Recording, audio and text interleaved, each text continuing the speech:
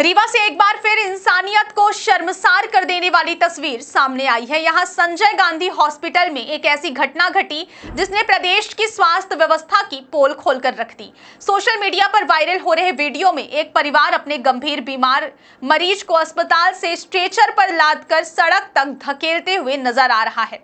तेज धूप में थके हारे परिजन आंखों में आंसू लिए बस यही कोशिश कर रहे हैं कि किसी तरह मरीज को गाड़ी तक पहुंचा दें, मगर अफसोस ना अस्पताल प्रशासन दिखा, न एम्बुलेंस और ना ही कोई जिम्मेदार अधिकारी। यह दृश्य किसी फिल्म का नहीं बल्कि रीवा के सबसे बड़े सरकारी हॉस्पिटल की सच्ची तस्वीर है। बताया जा रहा है कि अस्पताल में निजी एम्बुलेंस सेवाओं के लिए टोकन सिस्टम लागू है ताकि मरीजों को समय पर सुविधा मिल सके, लेकिन हकीकत यह है कि एम्बुलेंस चालक इस व्यवस्था की खुली धज्जियां उड़ा रहे हैं। ये चालक अस्पताल के अंदर आने की बजाय बाहर साईं मंदिर के पास खड़े रहते हैं और मरीजों के परिजनों को फोन कर कहते हैं मरीज को खुद बाहर लाओ। परिजनों ने बताया कि उन्होंने बकायदा एम्बुलेंस बुक की थी, लेकिन चालक ने अंदर आने से साफ इनकार कर दिया। मजबूरी में उन्होंने मरीज को स्ट्रेचर पर लिटाया और अस्पताल के गलियारों से लेकर मुख्य द्वार फिर बाजार तक धकेला। पूरे रास्ते ना कोई सुरक्षा गार्ड दिखा, ना कोई वार्ड बॉय, ना ही डॉक्टर। जो दृश्य कैमरे में कैद हुआ वह इस सिस्टम की संवेदनहीनता का सबसे बड़ा सबूत बन गया। राहगीर वीडियो बनाते रहे लेकिन किसी ने मदद का हाथ नहीं बढ़ाया। सड़क पर खींचे जा रहे स्ट्रेचर पर सिर्फ एक सवाल चीख रहा था, क्या यही है जनसेवा के नाम पर चल रहा सरकारी अस्पताल? सवाल यह भी उठता है कि जब अस्पताल में एम्बुलेंस के लिए टोकन व्यवस्था लागू है तो फिर ये गाड़ियां बाहर क्यों खड़ी रहती हैं? अगर सुरक्षा कर्मी तैनात है तो मरीज को बाजार तक क्यों ले जाया गया? और जब हर घटना के बाद प्रशासन जांच के आदेश देने की औपचारिकता निभाता है तो आखिर कभी सुधार क्यों नहीं होता?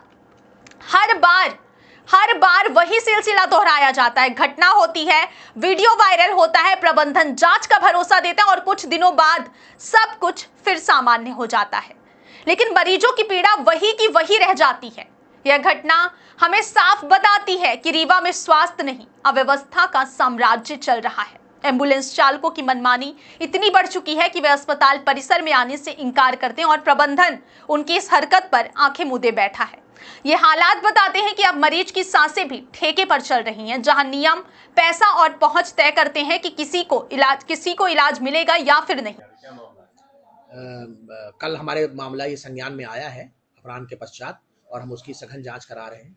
चूँकि इस समय दो माननीय जो जेड प्लस श्रेणी सुरक्षा प्राप्त है उसमें हम लोग का फोकस अभी उनके आयोजन में और उनकी सुरक्षा और उनके चिकित्सा उसमें लगा हुआ है। तो हम इसको बिल्कुल संज्ञान में लिए हैं। अति संवेदनशील मामला है ये, जैसा कि आपने बोला है। हम इसकी सघन जांच अच्छे से कराएंगे और निश्चित रूप से जो भी दोषी होगा कड़ी से कड़ी कार्रवाई करेंगे और बहुत जल्दी करेंगे। बाजार में घूमता है तो कैसे निकल के नहीं, ये पहले से भी शिकायतें आ रही थी, लेकिन कल एक विजुअल आया है आप लोग के माध्यम से, मीडिया के माध्यम से। हमने जैसा बोला आपको कि हम कड़ी कार्रवाई करेंगे और ऑलरेडी हमने जांच चालू कर दी है और हम उसमें बिल्कुल कड़ी कार्रवाई करने जा रहे हैं।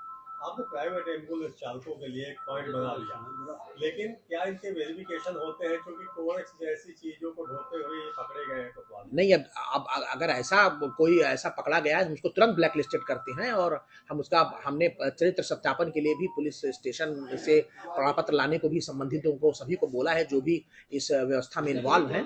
तो निश्चित रूप से हम आपको पूरी तरह से आपको आप भरोसा दिलाते हैं कि हम पूरी चरित्र सत्यापन के बाद ही हमारे यहाँ कोई गाड़ी चला पाएगा और जो आरटीओ पास है वही गाड़ियाँ यहाँ चलेंगी और वो चल ही रही हैं और हमने अलाउ नहीं किया हुआ है। लेकिन अगर ऐसी शिकायतें अगर आ रही हैं तो हम उसकी पूरी जांच कराएंगे और कड़ी कार्रवाई करेंगे। प्राइवेट एम्बुलेंस के लिए टोकन की व्यवस्था की गई है, बिना टोकन के एम्बुलेंस कैसे संचालित? नहीं, प्राइवेट एम्बुलेंस के लिए टोकन की व्यवस्था ऐसी है कि वो प्राइवेट एम्बुलेंस जिसका नंबर रहेगा वो उस बूथ में पहुंचेगा, फिर उस बूथ में उसकी जो प्राथमिक कार्रवाई होती है, जो वहाँ का फोरम बना हुआ है, जो वहाँ का सिस्टम है, उस कार्रवाई में पैसा जमा होगा हमारे बूथ वाले के पास, फिर वो एक पर्ची लेके प्राइवेट एम्बुलेंस वाला जाएगा, फिर जब लौटेगा फिर अपनी पर्ची लेगा अगर उसकी सेवाएं से संतुष्ट है जाने वाला। ये पूरा एक उसका प्रोटोकॉल है।